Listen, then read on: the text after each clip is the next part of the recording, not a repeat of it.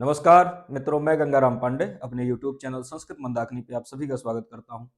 जैसे कि आपको पता है कि हम लोग कृदंत प्रकरण के जो प्रत्यय हैं, उन प्रत्ययों को हम लोग पढ़ रहे हैं।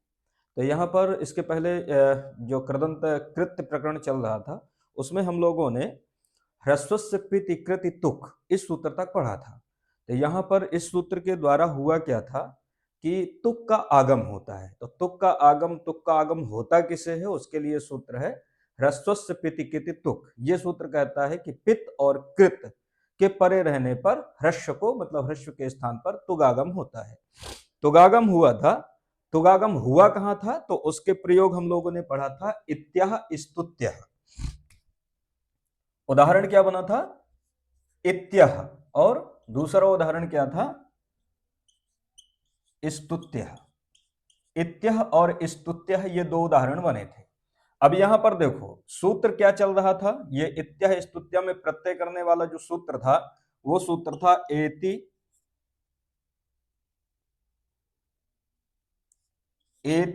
स्तु सास बीद्रि जुसाम क्यप।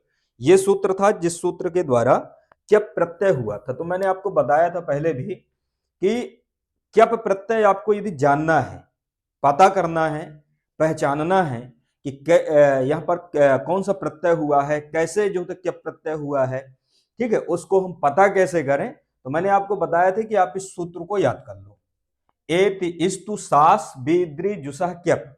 इस सूत्र को याद कर लो। अब इस सूत्र को जब याद कर लोगे तो आपको यह पता चल जाएगा कि इणगतौ धातु, ठीक है, इसके बाद जो तो स्तु धातु, इष्टुई स्तुतौ धातु, सास अनुशिष्टौ धातु, ब्री वर्णे धातु, द्रि धातु, आंगुपसर पूर्वक द्रि धातु और जुस धातु। ये यदि आपको पता चल गया कि इन इन धातुओं से क्यप प्रत्यय होता है, तो आपको जो जो भी उदाहरण आएगा वो फिर भूलेगा नहीं, क्योंकि यदि धातु पकड़ लोगे तो आपको पता चल जाएगा कि इस धातु से क्यप प्रत्यय होता है। ये सूत्र जो था ऐसा कहा है, इस सूत्र के द्वारा क्यप प्रत्यय होता है। तो इस प्रकार इनकी पहचान करना है, क्योंकि आप यदि सामान्य रूप से आप यदि देख लोगे ना क्यप प्रत्यय और यत प्रत्यय के उदाहरण, आपको पता ही नहीं चलेगा, क्योंकि उनकी जो प्रकृति होती है वो लास्ट में लगभग एक समान ही होती है ना। चेयम जेयम, इसी तरह से इत्यह स्तुत्यः यम या रहता है लास्ट में। अब समझ में नहीं आएगा कि क्या है यहाँ पर, कौन सा प्रत्यय हुआ है। तो इसके लिए आपको सूत्र ही याद कर लो। इसी तरह से जैसे कि अचोयत सूत्र पढ़े थे। अचोयत सूत्र में हमने देखा था कि वो सूत्र कहता है कि अजंत धातुओं से अच प्रत्यय होता है। इसी तरह से अच प्रत्यय करने वाला एक सूत्र पढ़े थे, पोर्दुब्धात। अब ये दोनों सूत्र यत प्रत्यय करते हैं, लेकिन कैसे पता चले कि यहाँ पर किस सूत्र के द्वारा यत प्रत्यय है, तो उसके लिए मैंने आपको क्या बताया था कि दोनों सूत्र को याद कर लो। अचोयत यदि याद कर लिए कि ये कहता है कि अजंत धातु से अत प्रत्यय यत प्रत्यय होता है, तो अजंत आप पकड़ लेना, ये देख लेना कि अच है कि नहीं है धातु में। यदि धातु अजंत है, जैसे कि चीचे धातु, जीजे धातु, ठीक है, तो चीचे जीजे छीछे, ये धातु में क्या है, चकार उत्तरवर्ती इकार है। चकार उत्तरवर्ती इकार अजंत में है, अच में आता है। अब यदि यहां पर ऐसा है कि ची जी छी, है ना, तो ये इससे ये पता चल जाएगा कि यहां पर अचो यत से ही यत प्रत्यय हुआ है। पोर्दुब्धात क्या कहता है कि पवर्गांत हो या अकार उपधा में हो, ऐसी धातु से यत प्रत्यय होता है। तो आपको यहां पर क्या जानना है कि पवर्गांत पकड़ना है। अब पवर्गांत में होते हैं 5 वर्ण, पाफा बाभा मा। पाफा बाभा मा यदि ये वर्ण लास्ट में है किसी धातु में, तो आप समझ जाना कि ये पवर्गांत है। पवर्गांत है तो निश्चित है कि पोर्दुब्धात से यत प्रत्यय हुआ है। इस प्रकार से दिमाग में इसको बैठा लेना है, थॉट्स। इसी प्रकार से जैसे कि ये सूत्र मैंने बताया, एति इस्तु सास बीद्रि जुसह क्यप। अब ये जो सूत्र है, ये सूत्र क्यप प्रत्यय करता है। क्यप प्रत्यय और यत प्रत्यय में बहुत अंतर नहीं है, लगभग इनमें जो लास्ट में अनुबंध लोप होकर के या ही बचता है, दोनों में, उसमें भी या बचता है, यत प्रत्यय में क्यप प्रत्यय में भी या ही बचता है। ककार पकार कित संज्ञा होती है। तो अब ये भी कई बार हो जाता है कि भाई जब या ही बचता है तो फिर ये पकार ककार क्यप करने की क्या जरूरत है, फिर इसको अलग से लगा क्यों दिए, मढ़ क्यों दिए ये। तो मढ़ने का तात्पर्य मतलब लगाने का जो कितकरण किया गया, जो तकार वहां पर पढ़ा गया, उसका कारण ये होता है कि कितकरण कर देंगे, मतलब क्यप में ककार रख देंगे, ताकि गुण और वृद्धि का निषेध हो सके। क्योंकि यत में गुण वृद्धि का निषेध नहीं होता, गुण वृद्धि हो जाता है, इसीलिए ची से चेयम बनता है, जी से जेयम बनता है। लेकिन क्यप में गुण वृद्धि नहीं होती है। क्यप में गुण वृद्धि इसीलिए नहीं होती क्योंकि वहां पर कितकरण किया जाता है। कितकरण जो है किंगितिचा ये सूत्र है, किंगितिचा जो सूत्र है वो गुण और वृद्धि का निषेध कर देता है ना। गित किंग निमित्ते एक लक्षण गुण वृद्धि ना इसका, उसकी वृत्ति है कि गित और किंग को निमित्त मान करके एक लक्षण गुण वृद्धि नहीं होती, तो गुण वृद्धि का निषेध कर देता है। ये कितकरण का प्रयोजन है, ठीक है। और जो तितकरण किया गया, ठीक है, हलंत से हलंतम से जो तकार की संज्ञा होती है, तो वहां पर क्यप में जो पकार की संज्ञा हुई, जो पितकरण किया गया, तो पितकरण पकार जो लगाया गया क्यप में, तो पकार ये अनुबंध लगाने का, जैसे कि ये है, मैंने आपको बता दिया था कि क्यप के विषय में बताया कि क्यों कितकरण किया, है ना, अभी मतलब गुण वृद्धि निषेध के लिए। पकार क्यों किया गया, यहाँ पितकरण क्यों किया? पितकरण करने का तात्पर्य यह है कि ह्रस्वस्य पित कृति तुक, इस सूत्र से तुगागम हो सके, क्योंकि वो सूत्र कहता है कि पित और कृत के परे रहते ह्रस्व के स्थान पर तुगागम होता है। अब जब उस सूत्र को पित मिलेगा तभी वो तुगागम करेगा, यदि पित उसको नहीं मिलेगा तो तुगागम वो करेगा नहीं। तो क्यप में जो पकार कित संज्ञा होते हैं, इत संज्ञा होने से क्या होता है, वो पित हो जाता है। पित होने से ह्रस्वस्य पिति कृति तुक, इसको वो सीधे देखने को मिल जाएगा, ह्रस्वस्य पिति कृति तुक, ये सीधे देख लेगा। यहाँ पर पकार कित संज्ञा है, पकार कित संज्ञा है, तो अब मैं यहां पर चला जाऊं, मतलब मैं काम यहां पर कर दूं। तो इस प्रकार से ये सूत्र कार्य करते हैं, ठीक है।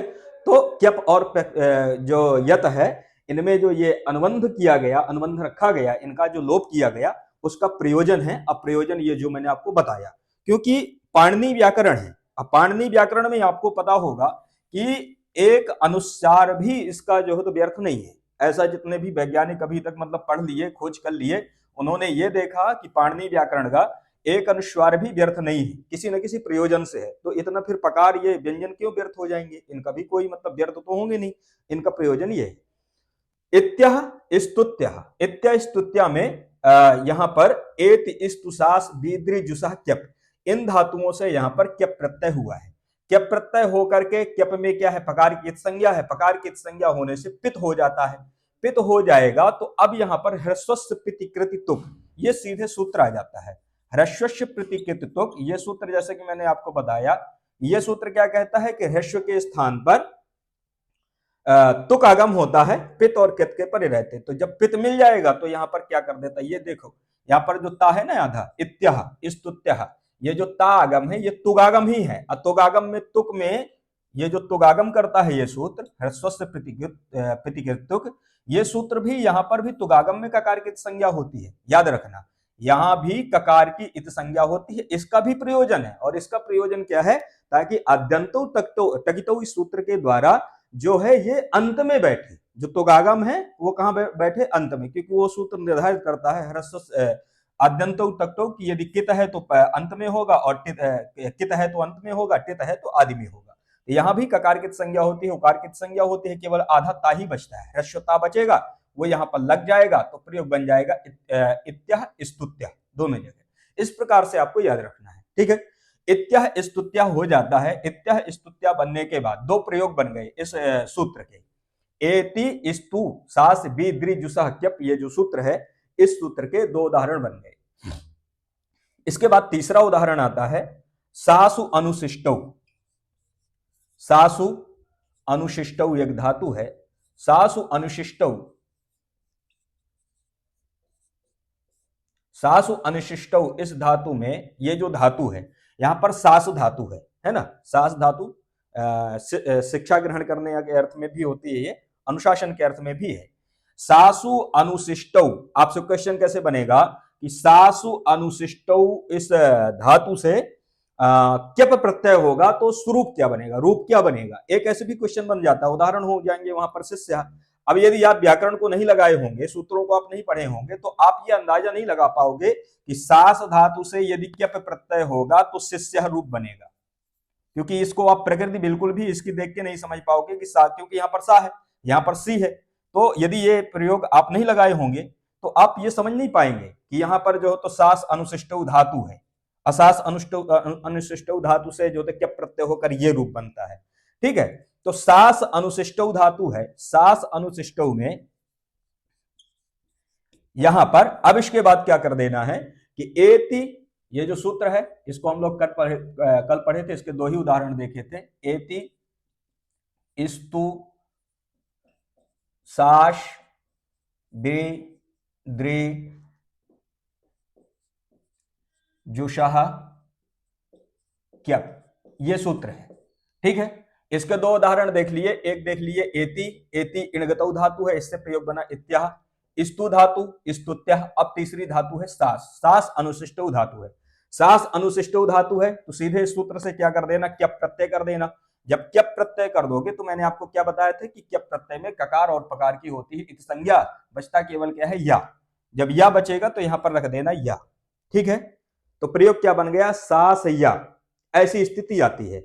अब सास या में, अब देखो कई बार ये होता है, जो विशेष रूप से शास्त्र को लगाना चाहते हैं, व्याकरण को लगाना चाहते हैं, उनके लिए एक जानने के लिए मैं बता दे रहा हूं कि यहां पर तुगागम क्यों नहीं होता, ठीक है। ह्रस्व से पिति के तुक से यहां पर तुगागम क्यों नहीं होता, क्योंकि यहां पर भी तो पित है, पकार की संज्ञा हुई है, तो इसलिए यहां पर तुगागम नहीं होता, क्योंकि सूत्र क्या कहता है, ह्रस्व से पिति के तुक जो सूत्र है वो कहता है कि ह्रस्व के स्थान पर तुगागम होता है, लेकिन यहां पर ह्रस्व नहीं है, यहां पर ह्रस्व नहीं है, ह्रस्व ना होने के कारण तुगागम यहां पर नहीं होता, ये एक कारण है, ठीक है।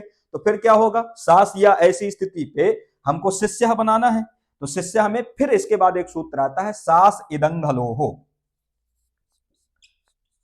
ठीक है। इसके बाद एक सूत्र है सास इदंघलोहो,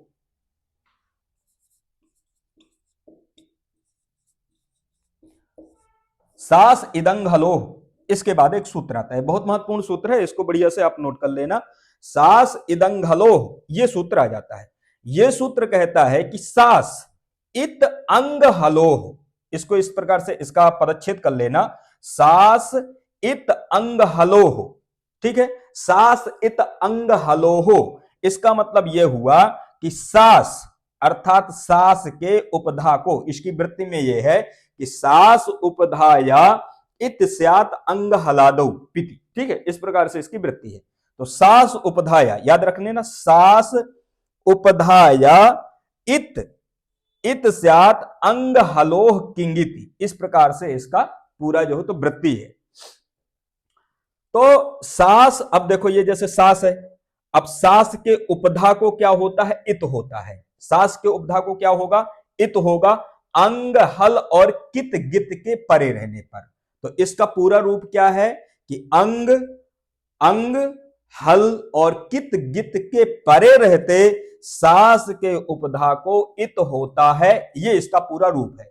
अब सास का उपधा क्या होगा, तो देखो सा क्या है, ये लास्ट का जो सा है, दंत सा है, ये हलंत है इसका, और उपधा संज्ञा करने वाला सूत्र है अलो अंत्यात पूर्व उपधा, वो कहता है कि अंत अल से पूर्व वर्ण की उपधा संज्ञा होती है।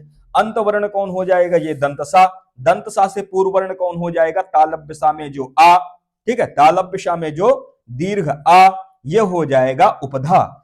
इस उपधा को क्या हो जाएगा, इत, इस उपधा को क्या होगा, इत, मतलब इसको क्या हो जाएगा, ईकार, ये समझना, इसको हो जाएगा ई, मतलब सास में जो आ है, ठीक है, ये जो दीर्घ आ है, इस आ को हो जाता है ई। और शर्त क्या है, शर्त यह है कि अंग हल और किंगित ये परे हो, तो अंग हल और किंगित परे हो। अब यहां पर देखना कि ये जो या है, ठीक है, सास उपधाया, तो सास, ये जो सास है, सास को उपधा कौन हो जाएगा, ये तालव्य सा में जो आ है, और इसके परे क्या है, हल, ठीक है, इससे परे क्या है, व्यंजन है, व्यंजन क्या है, या है, इसी को क्या हो जाए, इसके परे है, तो ये शर्त भी पूरी हो जाती है कि ये परे भी है, ये बाद में भी है। तो सास का जो उपधा है, मतलब सकार उत्तरवर्ती जो दीर्घ आ है, इस आ को क्या हो जाएगा, ई हो जाएगा। तो जब ई हो जाएगा तो स्वरूप क्या बनेगा, शी, ऐसे समझना। ये सा है ही, तो सी सा, और इसके बाद ये क्यप का क्या है, या, क्यप का क्या है, या, तो सी सा या, ऐसी स्थिति हो जाती है। अब जब सी सा या ऐसी स्थिति रहती है, तो अब एक सूत्र है सासी वसी घसीनांचा, सासी वसी घसीनांचा एक सूत्र है, उस सूत्र के द्वारा ये जो दंत सा है, इस दंत सा को हो जाता है मूर्धन्य सा, दंत सा को क्या हो जाता है, मूर्धन्य सा, ऐसा समझना, ठीक है। तो मूर्धन्य सा जब हो जाएगा तो प्रयोग क्या बन जाएगा, शिष्य, इस प्रकार से शिष्य की सिद्धि कर लेना, शिष्य ऐसे बनता है। ये पूरी तरह से अच्छी तरह से इसको याद कर लेना, दिमाग में बैठा लेना कि सूत्र कैसे यहां पर कार्य करता है। तो शिष्य आपको समझ में आ गया होगा। शिष्य के बाद, इसके बाद जो अगला जो सूत्र है यहां पर, इसके बाद जो सूत्र में जो अगली धातु है वो धातु है ब्री, ब्री धातु ब्री वर्णे धातु है। ब्री वर्णे धातु में अब यहां पर भी क्या कर देना कि एत इस्तु सास बीद्री जुसा क्यप, इस सूत्र के द्वारा क्या कर देना क्यप प्रत्यय।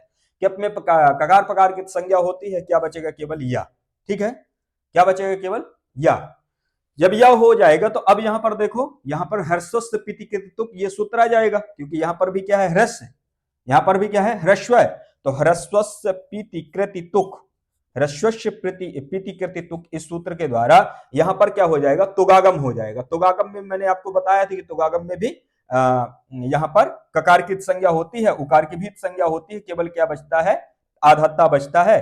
जब ह्रस्वता बचेगा तो सूत्र बन जाएगा वृत्त्या। ठीक है, सूत्र क्या बन जाएगा, प्रयोग क्या बन जाएगा वृत्त्या। वृत्त्या में पुनः क्या कर देना श्वाद्योत्पत्ति कर देना, अर्थात सू ले आना, शू में उकार की संज्ञा, सकार करो तो विसर्ग, प्रयोग बन जाएगा वृत्त्या। इस प्रकार से वृत्त्या को बना लेना। वृत्त्या बनाने के बाद इसके बाद जो अगली जो धातु है वो धातु है द्रि। द्रि धातु में होता क्या है कि द्रि धातु में यहां पर आंग उपसर्ग पूर्वक द्रि धातु होती है। तो यहां पर पहले क्या कर लेना आंग उपसर्ग लगा लेना, आंग उपसर्ग पूर्वक क्या कर लेना द्रि धातु कर देना। द्रि धातु होने के बाद एति इस्तु सास बीद्रि जुसा क्यप, इस सूत्र के द्वारा क्या कर देना क्यप प्रत्यय।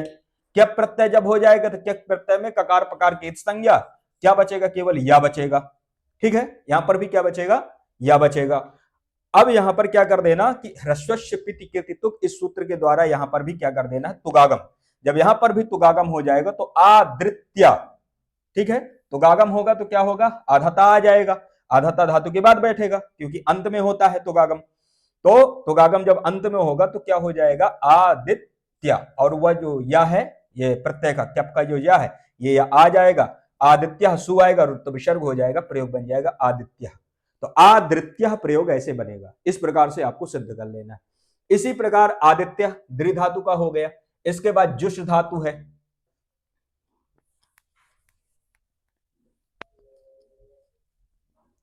जुस धातु में क्या कर लेना है, जुस धातु से प्रयोग बनता है जुस्य, ये याद कर लेना। जुस धातु से क्या प्रयोग बनता है जुष्य।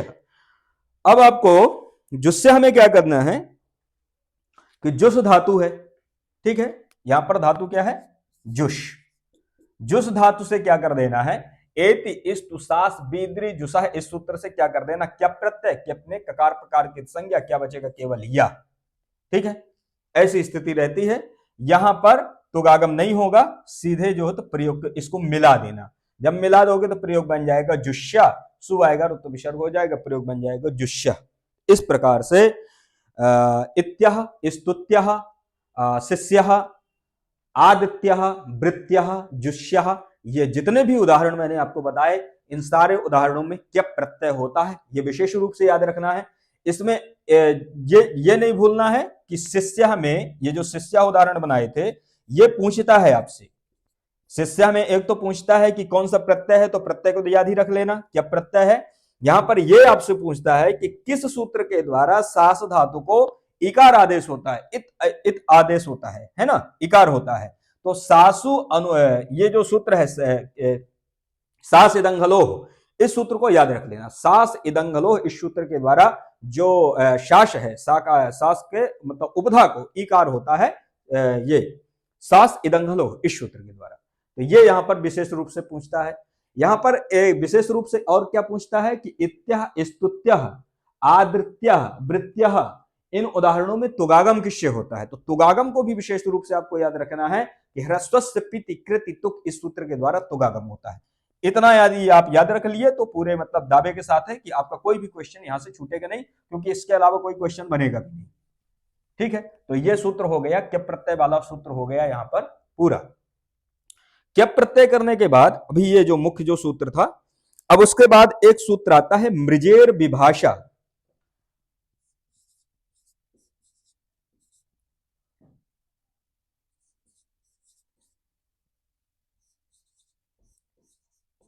मृजेर विभाषा, जो मृजेर विभाषा ये जो सूत्र है, ये सूत्र कहता है मृजेह क्यबवा, मृजेह क्यबवा। ठीक है, ये सूत्र क्या कहता है मृजेह क्यबवा, इसके बाद कहता है मृज्य। अब यहां पर इसको बनाने की क्या आवश्यकता हुई, मृजेर विभाषा को? मृजेर विभाषा को बनाने की आवश्यकता यह हुई कि एक सूत्र है जो मृज धातु से भी नित्य से क्यप प्रत्यय कर रहा था। तो यहां पर नित्य से क्यप प्रत्यय यहां पर आचार्य को इष्ट नहीं है। ठीक है, आचार्य चाहते हैं कि नित्य से जो है क्यप प्रत्यय ये उनको इष्ट नहीं है। वो चाहते हैं कि मृज धातु से जो क्यप प्रत्यय हो वो क्यप प्रत्यय विकल्प से हो। तो यहां पर मृज्या में यद्यपि नित्य से क्यप प्रत्यय हो रहा था, लेकिन आचार्य को क्यप प्रत्यय नित्य से आवश्यक नहीं है, इष्ट नहीं है। जब इष्ट नहीं है तो उन्होंने क्या किया, एक सूत्र बनाया मृजेर विभाषा। ठीक है, अब मृजेर विभाषा सूत्र के द्वारा वो क्या कहते हैं कि मृजेहे क्यववा, अर्थात मृज धातु से, यहां पर मृजेह में पंचमी विभक्ति है, ये याद रख लेना। मृजेह में पंचमी है, विभाषा प्रथमांत है। इसका मतलब सूत्र से अर्थ लगा लो कि मृजेह मतलब मृज धातु से, विभाषा मतलब विकल्प से। विभाषा का अर्थ क्या लोगे, विकल्प। मृज धातु से, मृज धातु से ऐसा अर्थ क्यों करोगे, क्योंकि मृज में क्या है, पंचमी है। पंचमी होने के कारण आप ये अर्थ करोगे कि मृज धातु से, विभाषा मतलब विकल्प से क्या, क्यप प्रत्यय होता है। ठीक है, तो क्यब वा, ये जो वा है ना, वा का मतलब ही विकल्प होता है। जो वृत्ति में यहां पर वा लिखा है इसका भी मतलब क्या है, विकल्प है। तो मृजय मतलब मृज धातु से क्यप होता है, वा मतलब विकल्प से। इस प्रकार से ये आप याद रख लेना। ठीक है, तो ये मृज्या जो प्रयोग है, मृज्या प्रयोग में भी क्यप प्रत्यय है, ये बढ़िया से आप तैयार कर लेना। यदि आपसे पूछ ले कि मृज धातु से मृज्या में कौन सा प्रत्यय है, तो मृज्या में भी क्यप प्रत्यय है। अब ये क्यप प्रत्यय होता किससे है, ये इंपॉर्टेंट है। इंपॉर्टेंट इसका यह है कि यहां पर मृजेर विभाषा से क्यप प्रत्यय होता है, ना कि एति इस्तुसास भीद्री जुसाकिप से। ठीक है, तो इस प्रकार से आप तैयार कर लेना। अब एक चीज यहां पर यह भी है कि भाई जब आप विकल्प से क्यप प्रत्यय कर रहे हो तो इसका मतलब आप कोई और रूप बनाना चाह रहे हो, मतलब कोई और प्रत्यय इसमें मृज धातु से लगाना चाह रहे हो। तो यह भी है कि एक बार यहां पर मृज धातु से क्यप प्रत्यय होगा, एक बार क्यप प्रत्यय नहीं होगा, एक बार क्यप प्रत्यय नहीं होगा। तो जब एक बार क्यप प्रत्यय नहीं होगा तो फिर क्या करोगे, तो फिर ये कहते हैं कि हम जो है यहां पर ऋत प्रत्यय भी करेंगे। ठीक है, तो जब ऋत प्रत्यय करेंगे तब प्रयोग बनता है मार्ग्या। अभी आगे सूत्र आएगा, जब ऋत प्रत्यय करेंगे तो क्या बन जाएगा, मार्ग्या। तो विकल्प से करने का मतलब यही है कि यहां पर विकल्प से ही के प्रत्यय हो, ताकि एक रूप मार्ग्या भी हम बनाए, और वो मार्ग्या जो बनाए वो ऋत प्रत्यय करके बनाए। अब यहां पर देखो कि मृज धातु है, मृज धातु से मृजेर विभाषा, इस सूत्र के द्वारा आपने क्या कर दिया, क्यप प्रत्यय। क्यप में वही है ककार पकार की संज्ञा, क्या बचेगा, केवल या बचेगा। प्रयोग बन जाएगा मृज या, और मिला दो तो बन जाएगा मृज्या, सु आएगा तो विसर्ग कर देना, प्रयोग बन जाएगा मृज्या। इस प्रकार से मृज्या की सिद्धि कर लेना है। इंपॉर्टेंट आपको यह है, यहां पर याद क्या रखना है कि मृज्या में मृजेर विभाषा से क्यप प्रत्यय हुआ है। ठीक है, तो ये यहां पर हो गया क्यप प्रत्यय मृज्या से।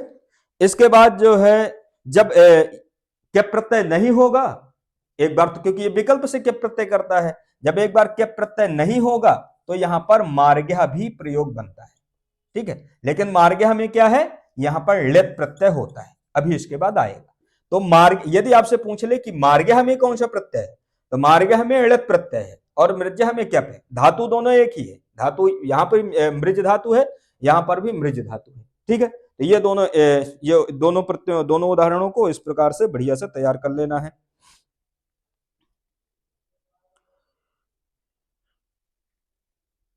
अब इसके बाद क्यप प्रत्यय होने के बाद, अब इसके बाद एक सूत्र आता है रिहलोन्यत।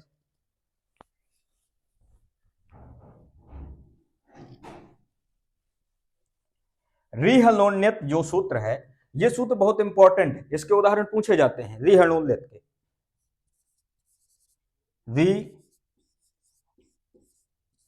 रिहलोन्यत,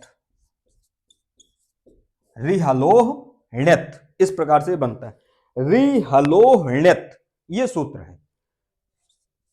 रिहलोन्यत सूत्र है, बहुत महत्वपूर्ण सूत्र है। यह सूत्र क्या करता है, ण्यत प्रत्यय करता है। तो एक तो इसमें कृदंत कृत में क्यप प्रत्यय हो गया, यत प्रत्यय हो गया। इसके बाद क्यप प्रत्यय भी पढ़े, अब इसको पढ़ लेंगे ण्यत प्रत्यय। ण्यत प्रत्यय जो होता है उसके लिए शर्त क्या है? तो कहते हैं रिहलोन्यत, मतलब री का मतलब होता है रिवर्णांत। री मतलब क्या है? रिवर्णांत, मतलब री वर्ण जिसके अंत में हो, और हलोह मतलब हलंत, है ना। तो रिवर्णांत हो या हलंत हो, ऐसी धातुओं से णित प्रत्यय होता है। तो इसको बढ़िया से तैयार कर लेना। णित प्रत्यय होता किससे है? किन धातुओं से णित प्रत्यय होता है? तो या तो रिवर्णांत धातु हो, रिवर्ण अंत में हो, या क्या हो? हलंत धातु हो। तो रिवर्ण अंत में हो या हलंत धातु हो, ऐसी धातुओं से कौन सा प्रत्यय होता है? णित प्रत्यय होता है। रिवर्णांताद हलंताच धातो णित, ऐसा ये सूत्र कहता है। कौन सूत्र कहता है? रिहलोन्यत। इसके उदाहरण क्या है? इसके उदाहरण है कार्यम। अब यहां पर देखो, कार्यम बहुत महत्वपूर्ण उदाहरण है, बढ़िया से तैयार कर लेना। कार्यम में इतना ही यदि आपको याद हो गया ना कि कार्यम में णित प्रत्यय है, इस सूत्र से है, तो काम हो गया, समझ जाओ। कोई प्रक्रिया को लगाने की आवश्यकता नहीं है, ठीक है। प्रक्रिया तो मैं बता देता हूं ताकि आप समझ जाओ बढ़िया से कि ये कैसे यहां पर जो तो णित प्रत्यय हुआ है, तो फिर बना कैसे है प्रयोग। कार्यम, हार्यम और धार्यम, ये तीन उदाहरण आप याद कर लो। कार्यम, हार्यम, धार्यम और मृग्यः, मार्ग्यः, ठीक है। इनमें णित प्रत्यय हुआ है। सूत्र कौन है? रिहलोन्यत। रिहलोन्यत के द्वारा, अब यहां पर देखो, जैसे कार्यम है, कार्यम में होता क्या है कि डुक्री करणे धातु है। डुक्री करणे धातु में जो तो अनुबंध लोप होकर के केवल क्या बचता है? क्री बचता है, ठीक है। डुक्री करणे धातु में अनुबंध लोप होकर के केवल क्या बचेगा? क्री बचेगा। अब क्री धातु देखो, ये जो सूत्र है रिहलोन्यत, ये सूत्र कहता है कि रिवर्णांत और हलंत धातु से णित प्रत्यय होता है। रिवर्णांत धातु है, रिवर्ण है, रिवर्णांत धातु है, तो इस धातु से क्या हो जाएगा? इस सूत्र से णित प्रत्यय कर दो। इसी सूत्र से क्या कर दो? णित प्रत्यय। णित प्रत्यय में अब होता क्या है कि यहां पर भी तकार की और लकार की हो जाती है इत संज्ञा। लकार की क्या हो जाएगी? इत संज्ञा। लकार की इत संज्ञा होगी किससे? उसके लिए एक सूत्र है चुटु। चुटु कहता है प्रत्ययादो चुटो इतो स्तः, मतलब प्रत्ययादो मतलब प्रत्यय के आदि में, चुटु मतलब चवर्ग और टवर्ग, इनकी इत संज्ञा होती है। प्रत्यय का आदि है, प्रत्यय क्या है? ण्यत है। इस ण्यत प्रत्यय के आदि में क्या है? लकार है। लकार की हो जाएगी चुटु से इत संज्ञा, इत संज्ञा होकर तस्लोपा से लोप हो जाएगा। तकार की संज्ञा हो जाएगी हलंत्यम से, तस्लोपा से लोप। यहां पर भी क्या बचेगा? केवल या, ठीक है। तो यहां भी क्या बचेगा? केवल, यहां पर बचेगा केवल या। अब ये जो समझने वाली बात है कि यहां पर जैसे कि क्यप में पकार की ककार की संज्ञा की है, तो भाई इसका मैंने आपको प्रयोजन बताया कि ककार की संज्ञा करने का प्रयोजन यह है कि यहां पर गुण और वृद्धि का निषेध हो सके, ठीक है। किंगित चा, इस सूत्र के द्वारा गित किंग निमित्ते इगलक्षण गुण वृद्धि न स्था, यह सूत्र कहता है कि गित और किंग को निमित्त मान करके इगलक्षण गुण वृद्धि होती नहीं। जब गुण वृद्धि नहीं होती तो ये इसका प्रयोजन है ककार का। इसी तरह से पकार की संज्ञा करने का भी प्रयोजन था। क्या प्रयोजन था? ताकि पित को मान करके ह्रस्वस्य पिति कृतित्व इस सूत्र के द्वारा तुगागम हो सके। उसी प्रकार यहां पर णित में जो लकार और तकार की संज्ञा की है, इसका भी कोई प्रयोजन होगा कि लकार की संज्ञा जो तो किस लिए किए, या लकार को रखने का कोई आवश्यकता ही नहीं जब उसको आपको अनुबंध लोप ही करना है। तो आवश्यकता इसलिए है लकार को रखने की ताकि अचूर्ण नीति से वृद्धि हो सके, ठीक है। अचूर्ण नीति इस सूत्र के द्वारा वृद्धि हो सके, क्योंकि वो सूत्र कहता है कि इत और लित को मान करके आदि को वृद्धि होती है। इत और लित को मान करके मतलब जहां पर इकार की, यकार की और लकार की, इनकी दोनों की इत संज्ञा हुई हो, ऐसे स्थल पर जो आदि होगा उसको वृद्धि होती है। यह कौन कहता है? अचूर्ण नीति। तो अचूर्ण नीति ऐसा यह सूत्र कहता है। तो अचूर्ण नीति क्या होगा कि जब यह सूत्र ऐसी स्थिति पे वृद्धि करेगा, तो यह देख लेता है कि यहां पर, कहां पर? णित में। णित में लकार की संज्ञा है, लकार की संज्ञा है, तो ये पहुंच जाएगा भाई मेरा स्थान है ये, क्योंकि यहां पर लकार की संज्ञा हुई है, वृद्धि मैं करूंगा, ठीक है। मतलब कोई वहां पर गुण का कोई कार्य नहीं होगा। जब गुण का कार्य नहीं होगा तो फिर क्या हो जाए? जैसे क्री है, अब क्री में णित किए तो क्या बचा? णित में लकार तकार की संज्ञा हुई तो क्या बचा? केवल या। अब यहां पर क्या होता है कि ये जो अचूर्ण नीति सूत्र है, ये सूत्र देखेगा, क्या देखेगा कि यहां पर लकार की संज्ञा हुई है, ये पहुंच जाएगा। ये कहेगा कि इत और लित की जहां संज्ञा होती है वहां पर गुण, वहां पर वृद्धि होती है। तो ये क्या कर देगा? क्री में जो री है, का में जो री है, इस री को क्या कर देगा, वृद्धि कर देगा। कौन वृद्धि कर देगा, अचूर्णिति। तो री को वृद्धि क्या होगी, री को वृद्धि होती है आर। री को वृद्धि क्या होती है, री को वृद्धि होती है आर। और री को गुण क्या होता है, री को गुण होता है अर। ये याद रखना।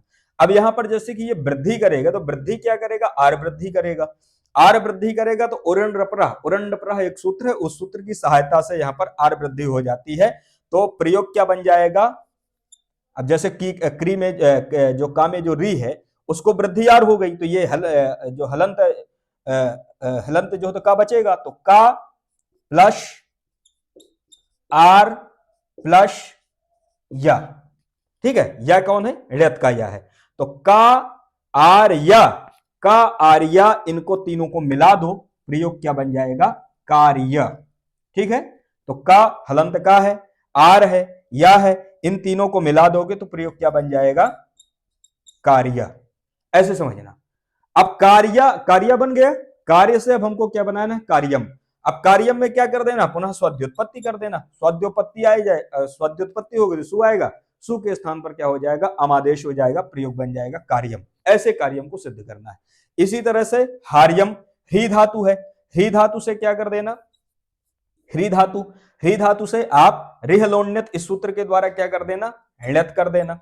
ण्यत में यहां पर भी लकार तकार की संज्ञा, लकार के तकार की संज्ञा हो जाएगी तो अचोन्नति सूत्र आ जाएगा। अचोन्नति सूत्र यहां पर भी जो हा में जो री है, इस री को क्या कर देगा, वृद्धि कर देगा। वृद्धि कर देगा तो री को वृद्धि हो जाती है आर, हा आर, उरण रप्रह सूत्र की सहायता से हा आर्य प्रयोग बन जाएगा हारिया, सु आ जाएगा, अमादेश हो जाएगा, प्रयोग बन जाएगा हारियम।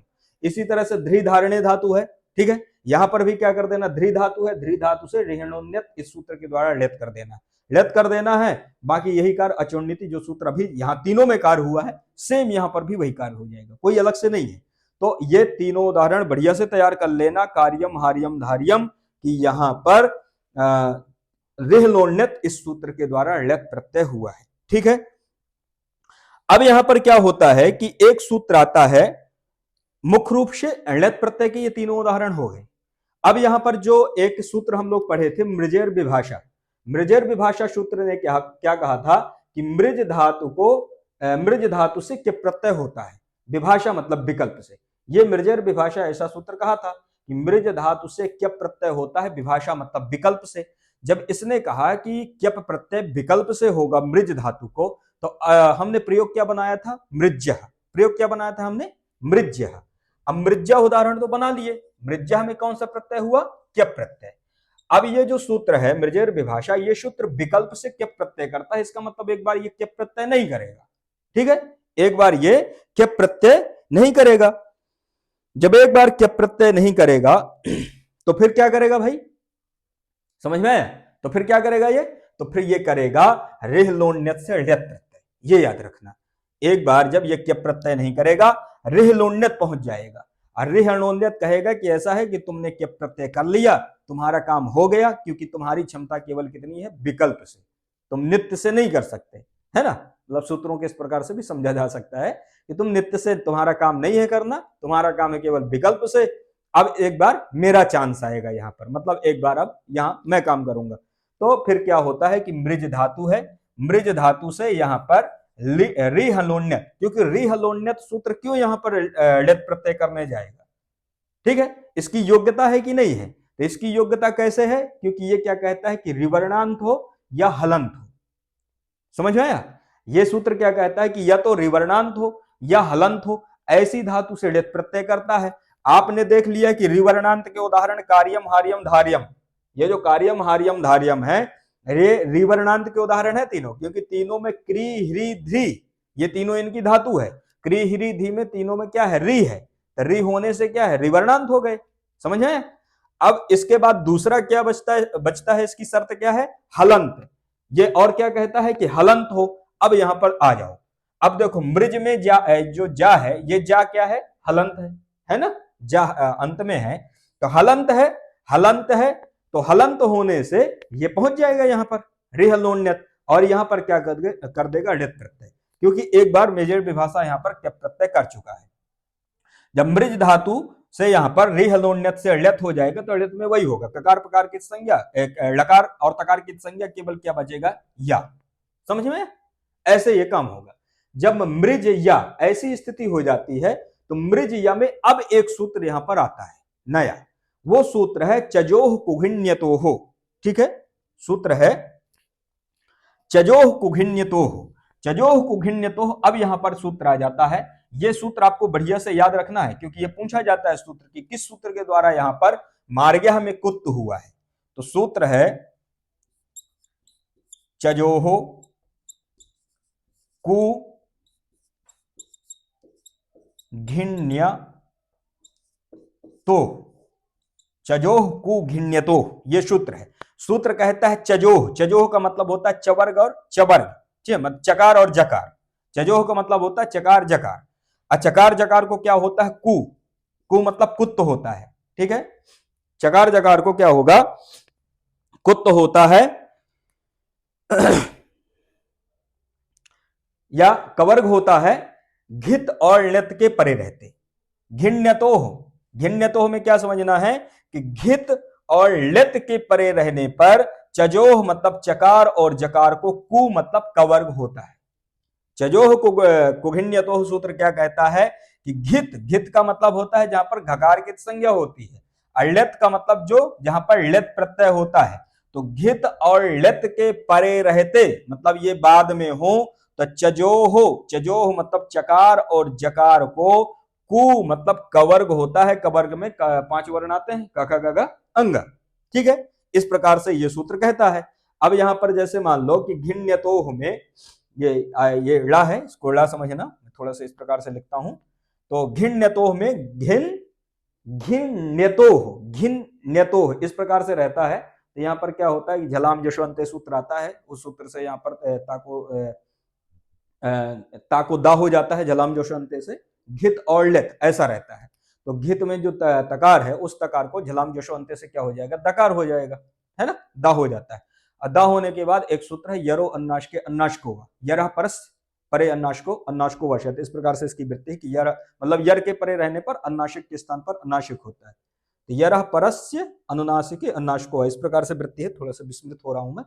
तो उससे क्या हो जाता है कि जो दा है ना, तो दा को ये ण्यत में जो ला है इसके परे रहते ये जो दा है इसको भी अनुनाशिक हो जाता है, मतलब अनुनाशिक के परे रहते मतलब पूर्व में जो वर्ण है उसको भी अनुनाशिक हो जाता है, इसलिए यहाँ पर दो ला है, ये समझना।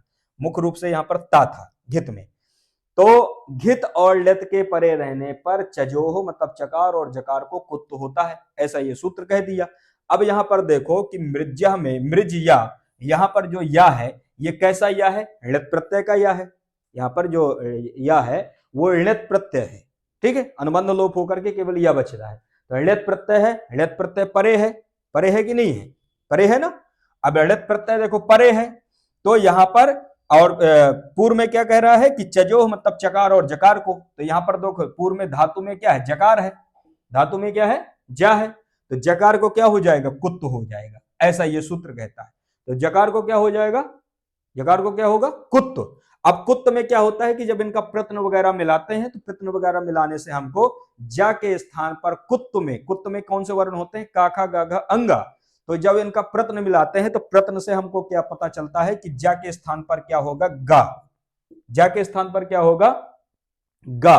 तो जब जा के स्थान पर गा होगा तो प्रयोग क्या बनेगा इसके बाद मृ ग या, समझ में आ गया, प्रयोग क्या बनेगा, मृग्य। इसको कहते हैं कुत्त करना, मतलब कुत्त हो जाना। तो आपसे पूछेगा क्या कि मार्ग्य हमें किस सूत्र के द्वारा कुत्त हुआ है, तो आपको याद रखना है चजोह कुघिन्यतो इस सूत्र के द्वारा कुत्त हुआ है। जब मृग या ऐसी स्थिति आती है, अब इसके बाद सूत्र आता है एक मृजेर वृद्धि। मृजेर वृद्धि एक सूत्र आता है। मृजेर वृद्धि सूत्र कहता है कि मृजेह इको वृद्धि स्यात् सार्वधातुक आर्धातुक योः। मृजेर वृद्धि जो सूत्र है,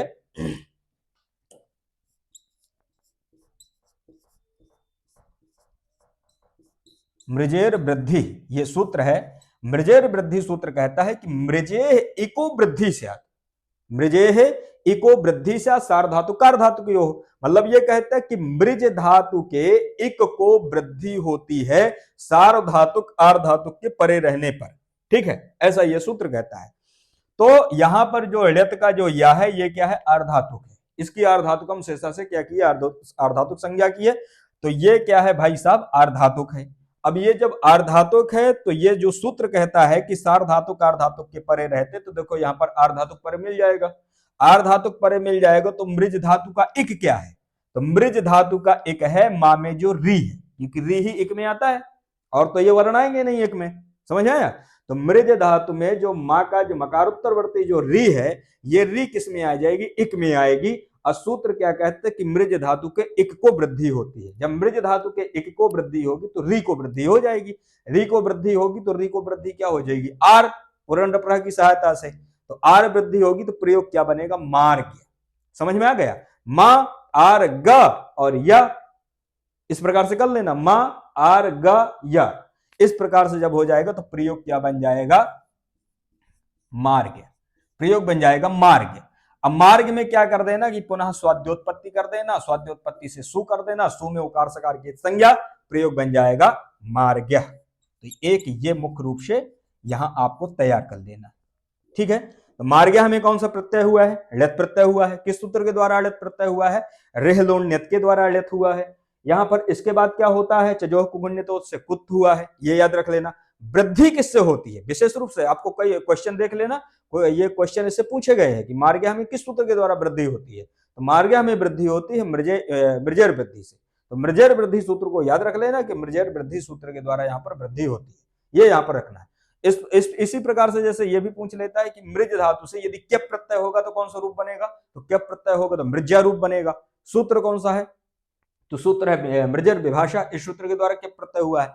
मृज धातु से यदि ळित प्रत्यय होगा तो कौन सा रूप बनेगा, तो ळित प्रत्यय होकर मार्ग्या रूप बनेगा। इस प्रकार से बढ़िया से दिमाग में आपको बैठा लेना। इसके बाद एक अंतिम सूत्र आता है कृदंत कृत्य का, वो सूत्र है भोज्यम भक्षे।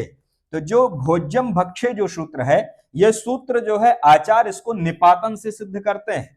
निपातन से सिद्ध करने का मतलब कि प्रक्रिया पूरी जो है तो आचार्य पहले से ही करके उसको जो तो बता देते हैं, मतलब उसमें कोई प्रक्रिया नहीं करना, वो पहले से ही उसमें प्रक्रिया है। तो सूत्र क्या है, भोज्यम भक्षे, भोज्यम भक्षे सूत्र है। भोज्यम भक्षे का मतलब यह होता है कि भक्ष अर्थ में, भक्ष मतलब खाने अर्थ में प्रयोग बनता है भोज्यम, याद रखना। भक्ष अर्थ में यदि भुज धातु है तो प्रयोग क्या बनेगा, भोज्यम। अब ये बनाने का मतलब क्यों हुआ, इस सूत्र में, इस सूत्र को बनाने का मतलब ये हुआ कि ये जो चजोह कुघुण्यतोह से ये जो क्या क्या होता है, कुत्त होता है, ये कुत्त ना हो। तो चजोह कुघुण्यतोह से जो कुत्त की प्राप्ति होती है वो कुत्त ना हो, ठीक है, वो कुत्त ना हो, उस कुत्त की निवृत्ति के लिए आचार्य ने इसको निपातन से सिद्ध कर दिया। क्योंकि यदि इसको निपातन से सिद्ध नहीं करते तो फिर यहां पर भी समस्या आ जाती। समस्या ये होती कि भोग्यम भक्षे ऐसा अनिष्ट रूप बनता। तो भोग्यम भक्षे ऐसा अनिष्ट रूप नहीं बनाना हमको, बल्कि क्या बनाना है, भोज्यम भक्षे। भक्ष मतलब खाने अर्थ में जो भुज धातु, क्योंकि भुज धातु खाना और पालन करना, ठीक है, भुज पालन अभ्यवहार्यो, इस प्रकार से धातु होती है। खाने अर्थ में और पालन करने अर्थ में, दोनों अर्थ में भुज धातु होती है। तो जब भुज धातु खाने अर्थ में होगी तब क्या हो जाएगा कि यहाँ पर भोज्यम रूप बनेगा। आपसे क्वेश्चन कैसे पूछेंगे कि भक्ष अर्थ में यदि भुज धातु है तो उससे ळित प्रत्यय होकर कौन सा रूप बनेगा, तो आपको बढ़िया से याद रख लेना है कि उससे भोज्यम रूप बनेगा। अब जैसे ये है कि भोज्यम धातु जब भक्ष अर्थ में है, भुज धातु जब भक्ष अर्थ में है तो भोज्यम रूप बनता है। भुज धातु जब भक्ष अर्थ में नहीं होगी, अर्थात भुज धातु जब पालन अर्थ में होगी, जैसे होता ना कि धरती का पालन करने वाला कोई राजा, ठीक है, तब ऐसी स्थिति पे क्या बनेगा रूप, ऐसी स्थिति पर रूप बनेगा भोग्यम। तो ये याद रखना, ठीक है। जब ये धातु भुज धातु जब पालन करने अर्थ में होगी तब भोग्यम रूप बनेगा, ना कि भोज्यम बनेगा। तो इन दोनों को बढ़िया से तैयार कर लेना। ये सूत्र में लिखा है भोग्यम मन्यत, भोज्यम भक्षे सूत्र में नीचे लिखा है भोग्यम अन्यत। अन्यत का मतलब जब भक्ष अर्थ में नहीं होगी तब क्या बनेगा, भोग्यम, ठीक है। तो ये दोनों याद रखना। अंतर केवल इतना ही है कि यहाँ पर आचार्य को कुत्त इष्ट नहीं था, तो इसलिए निपातन से यहाँ पर पूरी प्रक्रिया को लगा दिए। तो भक्ष अर्थ में जब भुज धातु होगी तो भोज्यम रूप बनेगा, जब पालन करने अर्थ में जब भुज धातु होगी तो भोग्यम रूप बनेगा। ये तैयार कर लेना। इसी के साथ में कृदंत कृत्य प्रकरण जो है, इसके जो प्रत्यय हैं ये यहाँ पर पूर्ण हो जाते हैं। और फिर इसके बाद हम लोग अगली कक्षा शुरू करेंगे पूर्व कृदंत से। पूर्व कृदंत की क्लास जो कल लेंगे, कल की कक्षा होगी। तो फिर आज के विषय को यहीं पर समाप्त करते हैं, फिर मिलते हैं इसके बाद में। नमस्कार।